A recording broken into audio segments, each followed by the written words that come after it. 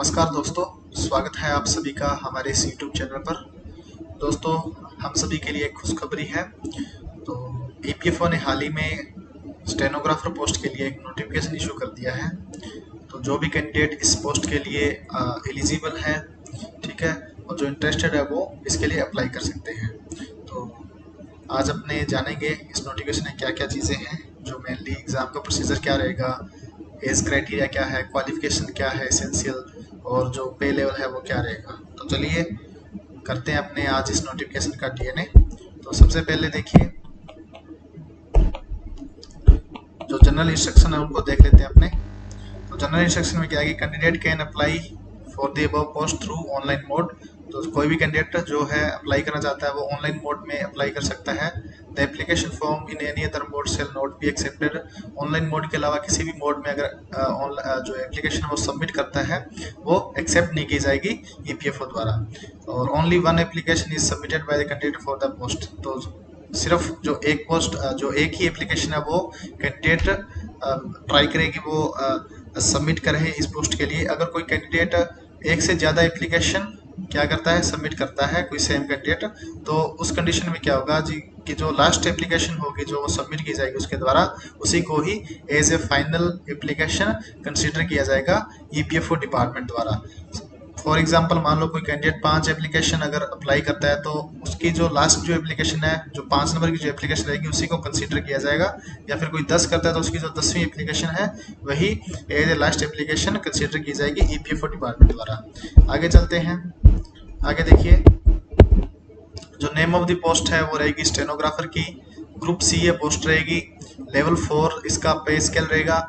और इसकी जो स्टार्टिंग बेसिक पे होगी वो होगी 25,500 रुपये। अगर आप इसी पोस्ट पे रहते हो और फर्दर कोई जो प्रमोशन है वो नहीं लेते हो तो आपकी जो ये बेसिक है वो बढ़ के हो जाएगी 81,100 रुपये। तो इनिशियल लेवल पे आपको 25,500 रुपये बेसिक पे ऑफर की जाएगी। आप मान सकते हो कि लगभग आपको जो इन हैंड सैलरी रहेगी वो अराउंड 40,000 रहेगी, 40,000 के आसपास। और इसके अलावा जो भी एलिजिबल अलाउंसेज होंगे वो आपको ऑफर किए जाएंगे। इंपॉर्टेंट डेट्स देख लीजिए। ऑनलाइन जो रजिस्ट्रेशन और एप्लीकेशन की डेट है वो 27 मार्च से स्टार्ट है और 26 जो अप्रैल 2023 है ये लास्ट रहेगी। तो 27 मार्च से 26 अप्रैल के बीच आप ऑनलाइन एप्लीकेशन लगा सकते हो। इसके अलावा जो एप्लीकेशन जो फ़ी है वो SC ST PWD फीमेल और एक्स सर्विसमैन के लिए नील रहेगी। इसके अलावा जो OBC अनरिजर्व कैटेगरी और जो जनरल है उसके लिए 700 रुपये फीस रहेगी, ठीक है।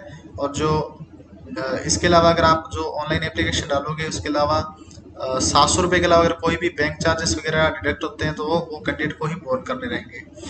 तो 26 अप्रैल लास्ट डेट होने के बाद में इसमें एक ऑप्शन रहेगा दोस्तों, duration of the correction in the particular of an application form, ठीक है। तो ये ऑनलाइन मोड में रहेगा। आप जो भी एप्लीकेशन फॉर्म लगाई है उसमें एडिटिंग कर सकते हो, करेक्शन कर सकते हो। इसके लिए 2 दिन के लिए आपकी ये विंडो ओपन रहेगी, 27 अप्रैल 2023 से लेकर 28 अप्रैल 2023 तक।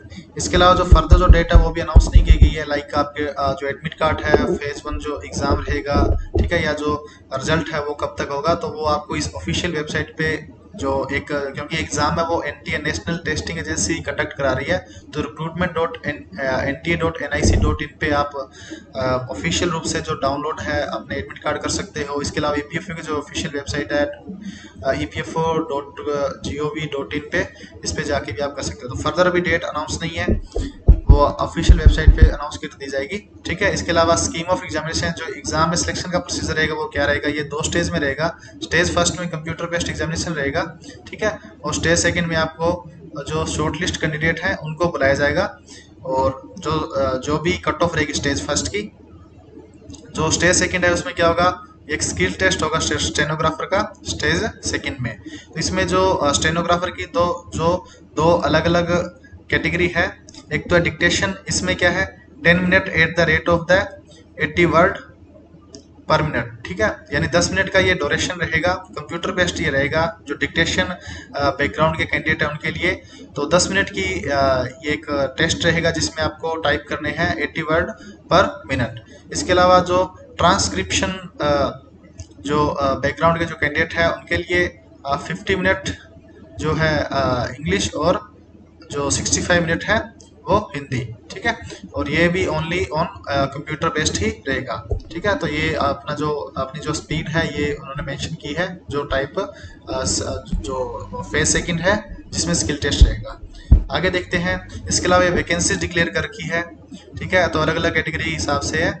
टोटल 185 वैकेंसीज हैं, जिसमें अनरिजर्व की है 74, ईडब्ल्यूएस की 19, एससी की 28 है, एसटी की ही 14 है और ओबीसी नॉन क्रीमी की है 50। इसके अलावा जो हॉरिजॉन्टल जो रिजर्वेशन है पीडब्ल्यूबीडी कैंडिडेट के लिए वो अलग है, ठीक है। तो इनकी ये अलग अलग कैटेगरी के हिसाब से एबीसी के और जो डीएनडी है उनके हिसाब से अलग अलग डिफाइन कर रखी है कितनी पोस्ट है। और एक सर्विस के लिए टोटल यहाँ पे 18 पोस्ट रहने वाली है। ये एब्रिविएशन कुछ जो है वो एक्सप्लेन कर रखी है, ईडब्ल्यूएस की फुल फॉर्म या एससी की है, ठीक है। तो ये आप थोड़ा देख लेना। इसके अलावा आगे चलते हैं, ये कुछ जनरल इंस्ट्रक्शन है पीडब्ल्यूबीडी कैंडिडेट के लिए। इसके अलावा एजुकेशन जो एसेंशियल क्वालिफिकेशन है वो अपने देख लेते हैं कि मिनिमम एजुकेशन क्वालिफिकेशन क्या रखी गई है। तो कोई भी कैंडिडेट जो 12th पास है, ठीक है, रिकॉग्नाइज्ड बोर्ड से, ठीक है, तो वो इसके लिए अप्लाई कर सकता है। और जो यहाँ पे जो रिजल्ट है यहाँ पे इन्होंने लिखा है कि on the closing date of the online application, यानी जो क्लोजिंग डेट है वो क्या है 26 अप्रैल। तो 26 अप्रैल तक आपका जो 12वीं का रिजल्ट है, यानी या फिर जो 12वीं की जो डिग्री है वो आपके हाथ में होनी चाहिए। अगर डिग्री नहीं है तो आपका रिजल्ट अनाउंस 26 अप्रैल तक हो जाना चाहिए या उससे पहले हो जाना चाहिए। अगर 26 अप्रैल के बाद में आपका रिजल्ट डिक्लेयर होता है और आप 12th क्लास में हो, मान लो 27 अप्रैल या 30 अप्रैल या फिर उसके बाद मई, जून या जुलाई में, तो वो कैंडिडेट इसके लिए अप्लाई नहीं कर सकते। यहाँ पे साफ साफ लिखा है, those awaiting result of the final examination of the prescribed essential qualification should not apply, तो वो अप्लाई ना करे। तो 26 अप्रैल जो लास्ट डेट है तब तक आपका रिजल्ट डिक्लेयर होना चाहिए, ठीक है। तो ये यहाँ पे दे रखा है। स्किल टेस्ट स्टेनोग्राफर, तो ये मैंने आपको ऊपर बता दिया, डिक्टेशन के लिए 10 मिनट का रहेगा, इसमें 80 जो वर्ड पर मिनट है, और ट्रांसक्रिप्शन के लिए 50 मिनट इंग्लिश और 65 मिनट है वो हिंदी, ठीक है। और ये भी ओनली ऑन कंप्यूटर बेस्ड ही रहेगा। तो आगे चलते हैं। इसके अलावा कुछ जो एज लिमिट है वो दे रखी है। तो 18 से 27 साल की उम्र वाले जो कैंडिडेट हैं वो अप्लाई कर सकते हैं। और जो एज जो कैलकुलेशन की जाएगी वो closing date of online application form this age relaxation as applicable. तो जो 26 अप्रैल इसकी जो लास्ट डेट है तब तक की जो एज की जो कैलकुलेशन है उस हिसाब से की जाएगी, ठीक है। तो 18 से 27 साल की उम्र वाले जो कैंडिडेट हैं वो अप्लाई कर सकते हैं। तो यहाँ पे देखा जा सकता है कि जो 18 यानी जो छोटी उम्र वाले कैंडिडेट हैं वो भी अप्लाई कर सकते हैं। एक बात इसमें है कि जो 27 ईयर रखा गया है, यानी 27 से ऊपर वाले जो कैंडिडेट हैं ये थोड़ी अपने लिए, जो 27 ईयर वाले जो कैंडिडेट हैं, जो एज वाले कैंडिडेट हैं, उनके लिए थोड़ा सा यहाँ पे एक नेगेटिव पॉइंट है कि वो अप्लाई नहीं कर सकते अगर वो अनरिजर्व्ड कैटेगरी के अंतर्गत आते हैं। तो इसके अलावा जो फर्दर जो एज रिलैक्सेशन है, SC ST को 5 साल का यानी 27 और 5 32, और OBC के लिए 3 साल का यानी 27 और 3 30। इसके अलावा जो अपर एज लिमिट गवर्नमेंट सर्वेंट के लिए जो एम्प्लॉई है, ठीक है, प्रोविडेंट फंड ऑर्गेनाइजेशन है, उनके लिए 40 ईयर रखी गई है। और इसके लिए क्या है कि जनरल को तो 40 ईयर के लिए है, इसके अलावा कोई SC ST के तो 40 प्लस 5 साल का और है 45 ईयर तक है, और OBC नॉन क्रिमिनल के 43 है। इसके अलावा जो एक्स सर्विसमैन है उनके लिए जो एज रिलैक्सेशन है वो 3 साल का है, फिर 6 साल का है और फिर 8 साल का है। तो ये आप थोड़ा देख लेना। इसके अलावा PWD कैंडिडेट के लिए अलग अलग है। अगर कोई जनरल में है तो 10 ईयर का है, OBC के लिए 13 और SC ST के लिए 15 का है। आगे एलिजिबिलिटी नेशनलिटी, तो जो कैंडिडेट है वो इंडियन होने चाहिए या फिर नेपाल या फिर भूटान के कैंडिडेट या फिर कोई ताइवान रिफ्यूजी है एज ऑन 1 जनवरी 1962 तक, ठीक है, जो रजिस्टर्ड है, जो परमानेंटली इंडिया में रह रहे हैं तो वो अप्लाई कर सकते हैं। तो इसके अलावा अगर कोई पाकिस्तान से, USA से, UK से है तो वो अप्लाई नहीं कर सकते हैं। जो भी इस वीडियो को देख रहे हैं तो वो कृपया अप्लाई ना करें क्योंकि उनको कंसिडर नहीं किया जाएगा, ठीक है। आगे देखिए, कुछ ये इमिग्रेशन वाले हैं, ठीक है, कंट्रीज केन्या, वियतनाम, ठीक है, प्रोनाउंसिएटिंग। तो ये जो कुछ जो माइग्रेट जो फैमिलीज है लाइक पाकिस्तान, ठीक है, Burma, Sri Lanka, east African country, यहाँ से जो माइग्रेट जो इंडिया बैठे हैं, ठीक है, तो वो भी क्या कर सकते हैं, अप्लाई कर सकते हैं। बट कोई अलग जो कंट्री की नेशनलिटी है वो अप्लाई नहीं कर सकते। आगे देखिए, चलते हैं। ये कुछ रिजर्वेशन का दे रखा है कि ओबीसी एससी एसटी को लिए क्या कुछ क्राइटेरिया है, ये थोड़ा आप पढ़ लेना, कौन कौन कैंडिडेट इन जो रिलैक्सेशन है इसका फायदा उठा सकते हैं। इसके अलावा आगे चलते हैं, चलो स्कीम ऑफ एग्जामिनेशन पे आ जाते हैं। तो जो एग्जामिनेशन का जो स्कीम्स है वो क्या रहेगा, जो फेज फर्स्ट एग्जामिनेशन है जो कंप्यूटर बेस्ड रहने वाला है, इसमें 3 सेक्शन है। एक जनरल एप्टीट्यूड यानी आपकी जो रीजनिंग है वो आने वाली है 50 क्वेश्चन और 200 मार्क्स के, ठीक है, यानी 4 नंबर का एक क्वेश्चन रहने वाला है। इसके अलावा जीए रहेगा, जनरल अवेयरनेस, और इसके अंदर आपके कंप्यूटर अवेयरनेस के क्वेश्चन होंगे, ये भी 50 क्वेश्चन 200 मार्क्स के, ठीक है। इसके अलावा जनरल लैंग्वेज, इसमें कॉम्प्रिहेंसिव मेन रहेगा, यानी जो रीडिंग कॉम्प्रिहेंसिव रहता है, तो जिसकी इंग्लिश अच्छी है उसको इसमें फ़ायदा होने वाला है, क्योंकि कहीं ना कहीं जो सिलेक्शन में जो मेन पार्ट जो रखेगा वो इंग्लिश ही रखेगा, क्योंकि यहाँ पे 100 क्वेश्चन है और 400 नंबर का है। तो यहाँ पे आप देख सकते हो जो 50% जो क्राइटेरिया है वो इंग्लिश कॉम्प्रिहेंसिव या इंग्लिश लैंग्वेज का रखा गया है। तो जिस भी कैंडिडेट की अगर इंग्लिश अच्छी है तो कहीं ना कहीं उसको यहाँ पे फायदा मिलेगा। टोटल टाइम ड्यूरेशन आपका 2 घंटे और 10 मिनट या टोटल 130 मिनट का होगा। और यहाँ पे देखिए कोई एक चीज़ देखने वाली है कि ये जो टाइम है वो कंबाइंड रखा गया है, यानी कोई भी सेक्शन वाइज टाइम नहीं है। आप अपनी मर्जी से किस सब्जेक्ट को, किस सेक्शन को कितना टाइम देना चाहते हो वो आप दे सकते हो। तो यहाँ पे कंबाइंड टाइम है, ठीक है। तो सेक्शन टाइम की जो लिमिटेशन है वो नहीं है यहाँ पे, तो ये थोड़ी ध्यान देने वाली बात है। हर एक क्वेश्चन 4 नंबर का रहेगा, और जो मल्टीपल चॉइस टाइप के जो क्वेश्चन रहेंगे, ऑब्जेक्टिव टाइप के पेपर रहेगा, ठीक है। और सारे के सारे जो सेक्शन है वो हिंदी और इंग्लिश बोथ लैंग्वेज में होंगे, except English language and comprehensive, ठीक है। तो ये थोड़ा देखने वाला, क्योंकि इंग्लिश की जो सेक्शन है वो तो इंग्लिश में आएगा ना। तो the marks obtain in phase first will be consider for the final selection on the merit. तो जो ये फेज फर्स्ट रहने वाला है जिसमें आपका ऑब्जेक्टिव टाइप का रहेगा, जो 800 नंबर का है, तो इसी पेपर को कंसीडर किया जाएगा as a final cut off, ठीक है। यानी आपका जो स्किल टेस्ट रहने वाला है वो सिर्फ क्वालिफाइंग है, उसके कोई भी मार्क्स ऐड नहीं होंगे, ठीक है। तो आपका 800 नंबर की ही मेरिट बनेगी, और जिस कैंडिडेट का 800 में से जितने नंबर होंगे और उनका स्किल टेस्ट क्वालिफाई होगा, तो अगर वो मेरिट में है तो उसका सिलेक्शन कर दिया जाएगा।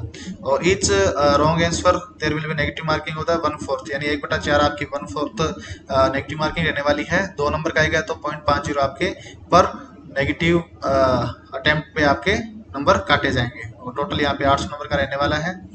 इसके अलावा देखिए the candidate will be shortlist for the phase second, यानी जो आपका ऑब्जेक्टिव टाइप के ये जो स्टेज फर्स्ट है उसमें जो कैंडिडेट जो स्किल टेस्ट के लिए क्वालिफाई किए जाएंगे वो किए जाएंगे 1:10, यानी एक सीट पे टोटल जो है वो 10 टाइम, यानी 10 गुना कैंडिडेट स्किल टेस्ट के लिए क्वालिफाई किए जाएंगे। तो यहाँ पे देखिए 185 पोस्टें हैं, तो अगर टोटल अपने स्किल टेस्ट में देखें तो लगभग 1850 जो कैंडिडेट है वो स्किल टेस्ट के लिए यहाँ पे बुलाए जाएंगे, ठीक है।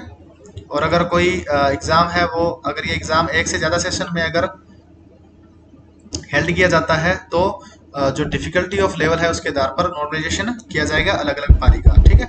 आगे देखिए स्किल टेस्ट, ये अपने बात ऊपर 2 बार बात कर चुके हैं। डिक्टेशन के लिए 10 मिनट और जो 80 वर्ड पर मिनट है ये इनकी स्पीड होनी चाहिए, और ट्रांसक्रिप्शन के लिए 50 मिनट इंग्लिश में और 65 मिनट हिंदी में।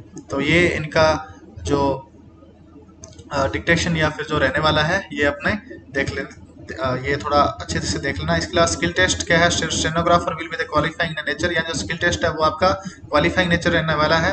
Marks obtain will be not be recount for the merit ranking, यानी जो 800 नंबर है उसी के आधार पर ही जो फाइनल कट ऑफ तैयार की जाएगी। स्किल टेस्ट के कोई मार्क्स ऐड नहीं किए जाएंगे, सिर्फ आपका क्वालिफाइंग रहेगा। इसके अलावा ये देखिए यहाँ पे साफ साफ लिखा है qualifying marks in the phase first main exam will be decided as per the description of the EPFO. तो जो भी क्वालिफाइंग मार्क्स रहेंगे वो ईपीएफओ द्वारा डिसाइड किए जाएंगे कि किस नंबर से ऊपर वालों को स्किल टेस्ट के लिए क्वालिफाई करना है। तो process of the arriving at the score, if the exam is held in more than one session the process moderation will be there followed the ensure fairness. तो वही है कि आपकी जो नॉर्मलाइजेशन है वो किया जाएगा अगर एक से ज़्यादा सेशन में है। और नोट यहाँ पे कट ऑफ का देखिए, cut off are the applied in 2 stage, तो 2 प्रकार से कट ऑफ तैयार की जाएगी। On score in individual test, यानी हर एक इंडिविजुअल टेस्ट, यानी लाइक आपका जो एप्टीट्यूड टेस्ट है, आपका जीए का जो पार्ट है, या फिर आपका जो इंग्लिश का रहेगा, तो उसकी कट ऑफ यानी हर एक सेक्शन की कट ऑफ अलग रहेगी, और उसके अलावा जो टोटल स्कोर है यानी टोटल स्कोर पे भी कट ऑफ रहेगी, जो 800 नंबर्स में से है वो आपके टोटल स्कोर पे रहेगी। तो ये अपने को याद रखना है, आपको सेक्शन के भी कट ऑफ पार करनी है, और आपको फिर टोटल जो कट ऑफ रहेगी टोटल स्कोर में से उसमें भी आपको क्वालिफाई करना है। और अगर कोई कैंडिडेट है वो, अगर मान लो किसी कैंडिडेट के सेम मार्क्स आते हैं, 2 या 2 से ज़्यादा कैंडिडेट के फेज फर्स्ट में, ठीक है, तो उसमें जो डेट ऑफ बर्थ है यानी जो ज़्यादा उम्र का होगा, जो ओल्डर कैंडिडेट होगा उसको ज़्यादा पहले प्रायोरिटी दी जाएगी, और उसके बाद में जो अल्फ़ाबेटिक ऑर्डर है उसको फॉलो किया जाएगा ईपीएफओ द्वारा। ये थोड़ा अपने को ध्यान में रखना है। इसके अलावा एंसर की चैलेंज का भी दिया गया है कि आपका स्टेज फर्स्ट होने के बाद जो फेज फर्स्ट एग्जामिनेशन हो जाएगा, उसके बाद में फाइनल जो रिजल्ट डिस्प्ले किया जाएगा, उससे पहले आपको एक आंसर की भी प्रोवाइड की जाएगी, जिसमें अगर किसी भी कैंडिडेट को किसी क्वेश्चन में कुछ डाउट लगता है तो वो उसको चैलेंज भी कर सकता है, ठीक है। तो इसके लिए जो display of the candidate website on the 2 और 3 डेज, यानी आपको 2 या 3 दिन के लिए ये जो आपकी आंसर की है वो डिस्प्ले की जाएगी, और किसी भी कैंडिडेट को, अगर किसी भी कैंडिडेट को क्वेश्चन में चैलेंज करना है तो वो चैलेंज भी कर सकता है। इसके लिए 500 रुपये फीस रखी गई है, ठीक है। और उसके बाद अगर वो फेयर अगर निकला, अगर वो फेयर, आपका जो चैलेंज जो फेयर होता है, तो आपका जो फाइनल जो रिजल्ट जारी किया जाएगा उसमें वो क्या है, करेक्शन कर दी जाएगी। तो ये थोड़ा देख लेना आप। इसके अलावा ये सिर्फ जो आप चैलेंज कर सकते हो क्वेश्चन को, वो सिर्फ आपका जो ऑनलाइन मोड में ही होना चाहिए, और जो भी आपको लिंक प्रोवाइड की जाएगी ऑफिशियल वेबसाइट पे उसे भी आपको करना होगा। इसके अलावा कोई हार्ड कॉपी होती है या फिर बिना पेमेंट की कोई एप्लीकेशन होती है, ठीक है, या फिर कोई कैंडिडेट जो भी प्रिस्क्राइब्ड जो पीरियड दिया होगा 2 या 3 दिन का कि इस पीरियड में आप चैलेंज कर सकते हो, उसके बाद में एप्लीकेशन देता है तो उसको कंसिडर नहीं किया जाएगा। आगे देखते हैं डिक्लेरेशन ऑफ रिजल्ट है वो इनकी ऑफिशियल जो वेबसाइट है, एक तो जो एनटीए की है और एक ईपीएफओ की, उस पर क्या है डायरेक्ट आपको जो रिजल्ट है वो जारी कर दिया जाएगा। आगे देखते हैं, ये कुछ जनरल इंस्ट्रक्शन है, इनको आप अप्लाई करने से पहले थोड़ा पढ़ लेना। अगर कोई भी डाउट हो तो आप कमेंट बॉक्स में अपना डाउट मेंशन कर देना, वहाँ से आपको जो है उसका रिप्लाई दे दिया जाएगा। तो अच्छे तरीके से ये कुछ जो इंस्ट्रक्शन है वो कुछ पढ़ लेना आप। इसके अलावा ये स्क्राइब के लिए भी कुछ जो इंस्ट्रक्शन है, गाइडलाइन है वो दी गई है। अगर कोई PWBD कैंडिडेट है और वो स्क्राइब की फैसिलिटी ऑन करना चाहता है तो ये यहाँ से स्क्राइब के लिए भी अलग से इंस्ट्रक्शन दी गई है, ये आप थोड़ी देख लेना। इसके अलावा guideline for the candidate with the locomotor disability, तो इनके लिए क्या है कि मिनिमम जो डिसेबिलिटी है वो मिनिमम 40% होनी चाहिए, ठीक है, जो भी आपका जो डिसेबिलिटी सर्टिफिकेट है उसमें। और जो विजुअली है उनके लिए भी 40% है, और जो विजुअली इम्पेयर्ड जो कैंडिडेट है उनको 20 मिनट एक्स्ट्रा भी दिए जाएंगे पर 60 मिनट, यानी 1 घंटे पर आपको 20 मिनट एक्स्ट्रा मिलेंगे। इसके अलावा देखिए ये रजिस्ट्रेशन एंड एप्लीकेशन प्रोसेस का ये पूरा फॉर्मेट दिया हुआ है, किस हिसाब से आपको रजिस्ट्रेशन करना है, अप्लाई करना है फॉर्म को, किस किस ऑप्शन में क्या क्या आपको इंटर करना है, ये सारा कुछ दिया हुआ है। ये थोड़ा आप अच्छे तरीके से पढ़ लेना। फोटो आपकी कितनी फॉर्मेट में रहेगी, आपके साइन कितने फॉर्मेट में रहेंगे, ये सब कुछ दिया हुआ है। इसके अलावा अपने फ़ी पे आ जाते हैं। फ़ी मैं अपने आपको शुरुआत में मेंशन कर चाहूँ कि जनरल और EWS और OBC के लिए कितनी है, 700 रुपीज़ है, और SC ST PWD और फीमेल और एक्स-सर्विसमैन है उनके लिए क्या है, फ़ी नील रहेगी। तो नेट बैंकिंग से आप कर सकते हो, कैनरा बैंक से करते हो तो आपके लिए इसके 700 रुपये के ऊपर कोई भी चार्जेस नहीं है, और किसी अदर बैंक से करते हो तो 5 रुपये प्लस GST आपको अलग से पे करनी पड़ेगी, ठीक है। और वो जो भी ऊपर की फीस होगी वो भी जो कैंडिडेट है वही अप्लाई वही बॉन्ड करेगा। डेबिट कार्ड से अगर आप अप्लाई करते हो तो कोई भी चार्जेस नहीं, यानी आपको 700 रुपये ही पे करने पड़ेंगे। क्रेडिट कार्ड से अगर डोमेस्टिक से करते हो 0.80% प्लस GST, और इंटरनेट से 2.35% प्लस GST, यानी 700 रुपये के ऊपर ये अलग से पैसे देने पड़ेंगे। और अगर UPI से करते हो तो कोई भी नील चार्जेस है, तो ये थोड़ा आप देख लेना। जहाँ से भी आपको अच्छा लगे वहाँ से आप पेमेंट कर सकते हो। ये कुछ हेल्पलाइन नंबर दिए गए, help desk and the helpline for the attending the payment related query या ग्रीवनेस, या पेमेंट रिलेटेड कोई भी अभी क्वेरी है तो वो आप अलग अलग कर सकते हो। हेल्प डेस्क का ये ईमेल ID और कॉन्टैक्ट नंबर अलग अलग दिए हुए हैं, तो ये थोड़ा आप देख लेना। इसके अलावा ये मिसलेनियस प्रोविज़न दिया गया है, ये वही है कि आप NTA की वेबसाइट है वो आप